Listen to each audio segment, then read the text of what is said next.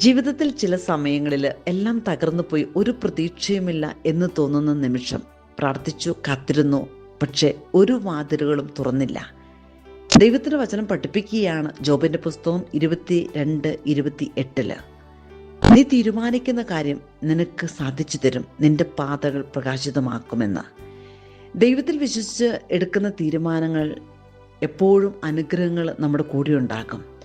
ഒരുപക്ഷെ ഭയത്തിലെടുത്ത തീരുമാനം മനുഷ്യനെ പിന്നോട്ട് വലിക്കും, പക്ഷേ വിശ്വാസത്തിലെടുത്ത തീരുമാനം ജീവിതത്തെ മുന്നോട്ട് നയിക്കും. നമുക്കറിയാം, ജോബ് എല്ലാം നഷ്ടപ്പെട്ടവനായിരുന്നു: സമ്പത്ത്, ആരോഗ്യം, ബന്ധങ്ങൾ. പക്ഷെ ദൈവത്തെ വിട്ടിട്ടില്ല. ജോബിൻ്റെ ജീവിതത്തിൽ എല്ലാം ദൈവമായ കർത്താവ് തിരികെ കൊടുത്തു.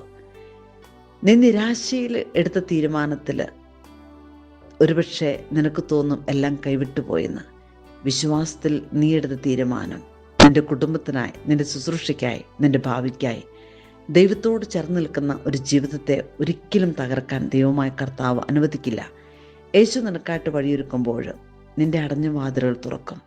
നിന്റെ കരഞ്ഞ രാത്രികൾ സാക്ഷ്യങ്ങളായിട്ട് മാറും. നിന്റെ ഇരുണ്ട പാതകൾ പ്രകാശിതമായിട്ട് നിനക്കായിട്ട് കടന്നു വരും.